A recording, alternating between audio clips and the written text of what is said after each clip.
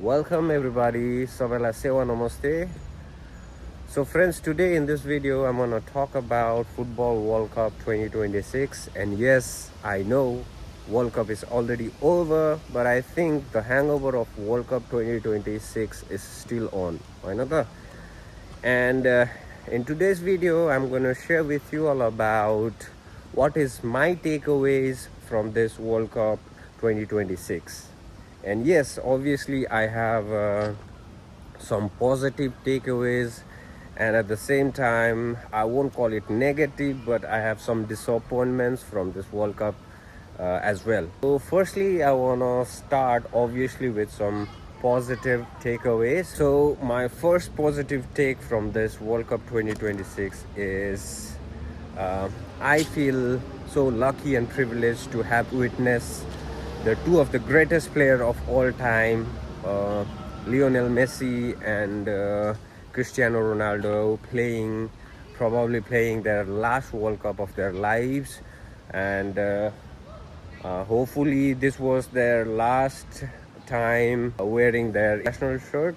And I consider this moment uh, uh, a very special moment. Future will be only able to see them in documentaries, see them playing only in recorded clips. And my second positive takeaways from this Football World Cup 2026 is like everybody, football fan, football enthusiast, and football pundits from all over claimed this World Cup to be one of the biggest and historic World Cup ever to happen. And it just not been said, but it is backed with the facts and figure as well.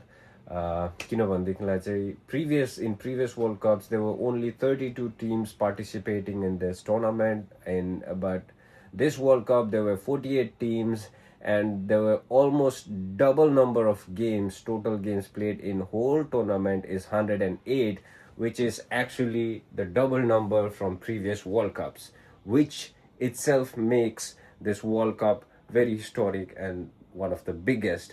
And I totally back on this argument. The point that I'm going to share with you now is my biggest disappointment from this World Cup 2026. And I'm pretty sure that you're gonna agree on that as well. In 2014,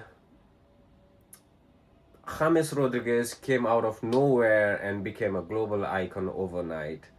Likewise, in 2010, Diego Forlan, in Gian from Ghana, and in 2022, Enzo Fernandez.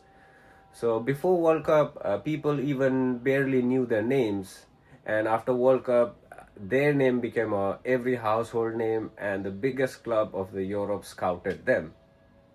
And I was expecting some new names, some new talents shining in this World Cup 2026, but there were only a handful of new talents who managed to shine in this World Cup.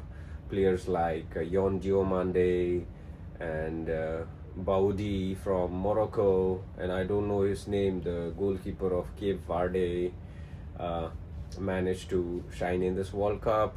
And rest, it was all the same familiar faces and established names like Haaland, Mbappe, Ronaldo, Messi, Vini Jr., and so on.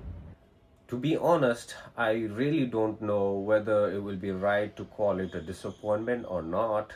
And I'm aware of the fact that the football has developed a lot now. And one of the most important thing which made international football so different was the way it was played.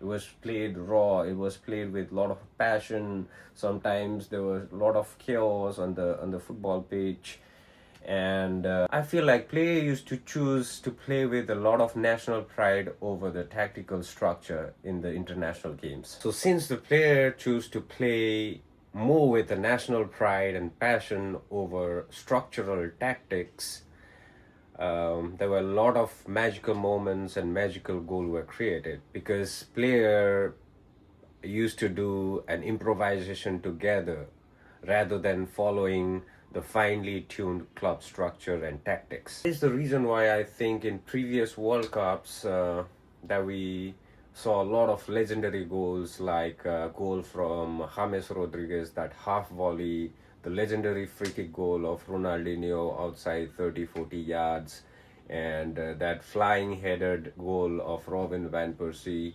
But I think now this World Cup, this gap has almost disappeared. Teams are now building from the back. They are playing a positional football, pressing in organized position. I think tactically it's good, but this is the kind of football that we see every week in, week out in a club football, in club games, in English Premier League, Serie A, La Liga, in this club competitions. So yeah, these are my some positive takes and some disappointments on football World Cup 2026, as Spain has already won the World Cup. I think they truly deserve to be a winner, and through this video I wanna say congratulations to them, and I would be so happy if you write in comments what are your takes, positive and negative both. With that being said, keep loving football, keep watching football. So cheers, I'll see you in the next video.